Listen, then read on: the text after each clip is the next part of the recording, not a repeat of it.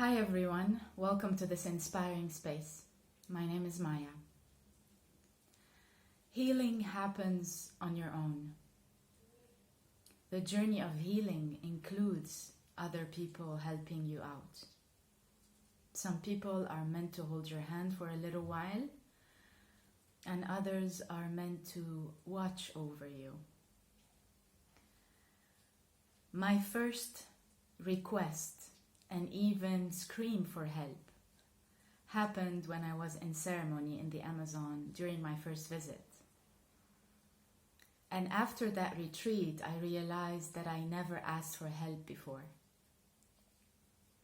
It wasn't part of my daily life. It wasn't part of how I was structured back then. And help happens in different forms. And most of those forms really take root during the integration after a healing session or after a ceremony. This is also where there is a tangibility of change. Someone starts feeling that, yes, it's true, now I'm understanding more and I'm also applying more. Now, what I notice with people, and also sometimes what I notice within, is when we ask for help, we are hesitant to receiving help.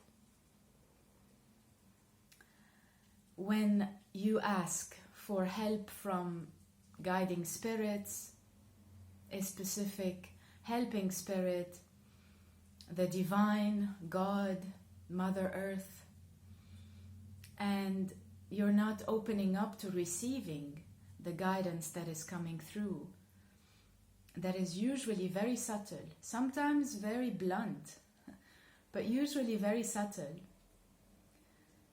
then help is not really accepted. So there is this asking. At the same time, embedded in that request is, I need you to save me.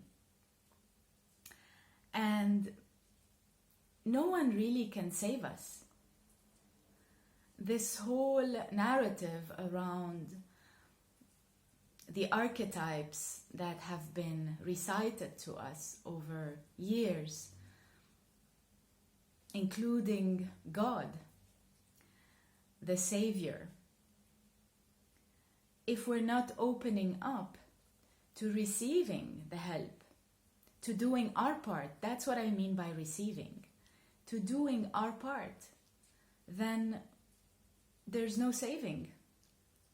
And that's what I notice with several people that not only ask for help, but also are still lingering in the drama of what happened to them. And this happened to me too. I lingered for some time with a story that I lived, and I did not understand why this happened to me. And that's where there's a lot of mental coming in and trying to understand and trying to give a meaning to an experience, while I was not ready to receive that meaning. I was still very closed and not able to understand because I was so much intertwined in the emotional aspect of that story, and also the motivation behind the people that have affected me and hurt me. What was my lesson? That was what's important. And this is what I share also when it comes to when you are going to enter a ceremony. You're not only putting yourself and your psyche, or a healing session, right? You're not only putting yourself and your psyche in the hands of a healer or a shaman, you're also being aware to a certain extent that I am also responsible of what I'm asking for, and also what I don't know about. And this is where in the world of healing there is harm happening. You know, harm has become the norm because it is the norm in our society. If there's no harm, then like this is normal. You know, this is normal. That's how you adapt, that's how you survive. But it never feels right. It never feels right. No, that's not the norm. And it's the same thing in the world of plant medicine, in the world of shamanism, in the world of healing. When I was working in the Amazon, part of my training was to realize how much I needed to process a lot after retreats. And this was not happening. So the stacking of ceremonies and hundreds of people, the processing became so intense.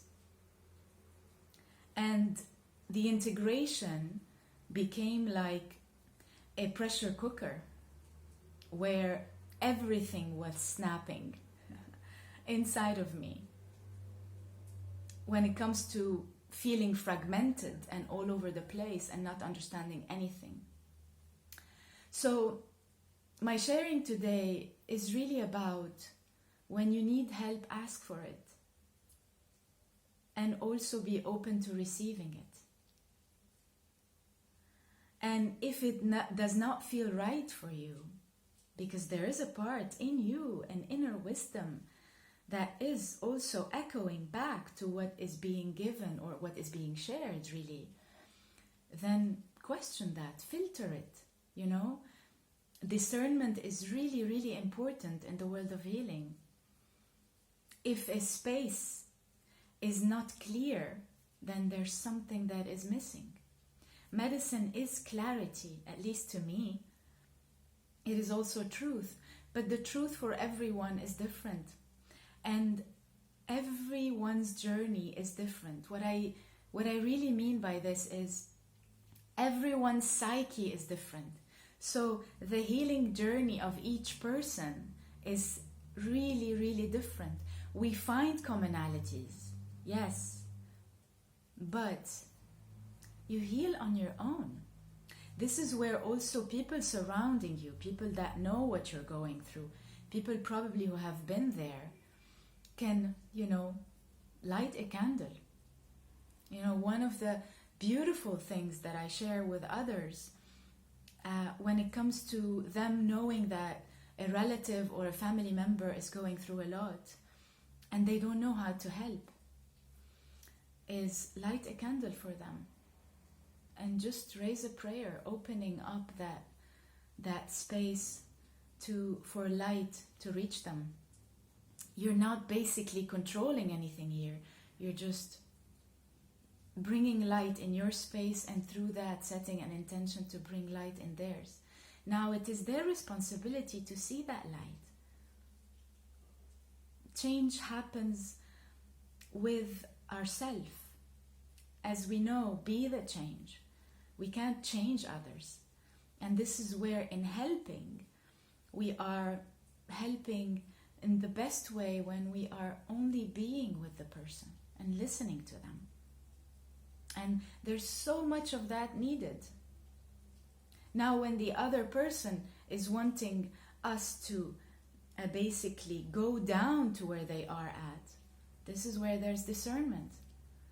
There is no way to go down and pull someone out of a pitfall. They need to start climbing, and they need to see also that you're there. And the same happens with you, with me, with us all when we are going through a dark night of the soul.